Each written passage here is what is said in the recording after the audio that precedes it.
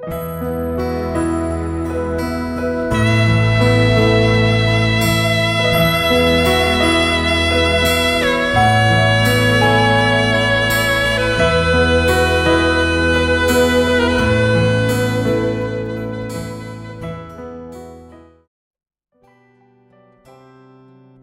ini, dunia terkagum-kagum dengan seorang yang bernama Ben Carson, yang berhasil memisahkan kembar siam berumur 7 bulan yang menyatu di dalam batok kepala mereka. Ben Carson begitu percaya kepada tangan Tuhan yang berkuasa untuk memisahkan dan melakukan perkara-perkara yang ajaib. 14 jam di dalam kamar operasi, Ben Carson hanya berkata, kami melakukan yang terbaik yang bisa kami lakukan. Tetapi pada akhirnya hanya kehendak Tuhan saja yang terjadi. Ben Carson mengalami sendiri bagaimana tangan Tuhan mengubahkan. Ben Carson hidup di daerah kumuh di kota yang bernama Detroit. Dia lahir di dalam kekecewaan dan tumbuh besar dengan penuh keputusasaan karena dia ditinggalkan oleh ayahnya dan hidup hanya bersama-sama dengan ibunya.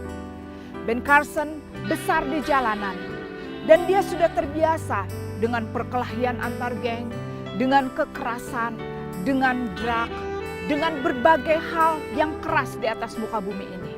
Ben Carson tumbuh di situ menjadi seorang anak jalanan dan tidak mengetahui pendidikan dan agamaan. Sampai pada puncaknya, pada waktu Ben Carson berumur 14 tahun, pada saat itu terjadi perkelahian antar geng dan Ben Carson terlibat di dalamnya. Sampai ketika itu, dia menusukkan satu pisau belati ke perut anak yang lain. Dia pikir dan dia kira bahwa pisau itu hanya mengenai ikat pinggang dari anak itu. Tapi ternyata mengenai tepat kepada perut anak yang lain. Dan anak itu terkapar mati. Dan pada saat itu Ben Carson begitu penuh dengan ketakutan. Dia merasa takut, dia merasa benar-benar kebingungan. Peristiwa itu mengubahkan kehidupannya. Di dalam ketakutan dia kembali kepada ibunya.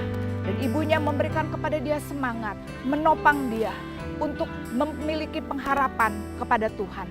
Dan di situ dia mulai menaruh pengharapan demi pengharapan kepada Tuhan. Tidak mudah untuk mengubah satu kehidupan yang sulit, mengubah satu kehidupan yang tidak bermakna dan tidak berguna kepada kehidupan yang baru. Tetapi ibunya dengan penuh kesabaran menuntun Ben Carson. Sampai akhirnya Ben Carson diubahkan. Ketika dia mulai diubahkan, dia masuk ke universitas mengalami pendidikan baik dan sampai akhirnya dia berhasil menjadi seorang dokter yang berguna bagi banyak orang. Di dalam kehidupan ini banyak sekali kisah di dalam kehidupan kita yang penuh dengan kekecewaan, yang penuh dengan saat-saat sulit, dengan masa-masa yang rasanya tidak ada pengharapan dan tidak ada jalan keluar. Jangan takut dan percayalah bahwa tangan Tuhan yang berkuasa sanggup untuk menyelesaikan perkara-perkara yang sulit. Mengubahkan kehidupan-kehidupan yang tidak bermakna dalam kehidupan kita menjadi kehidupan yang berguna.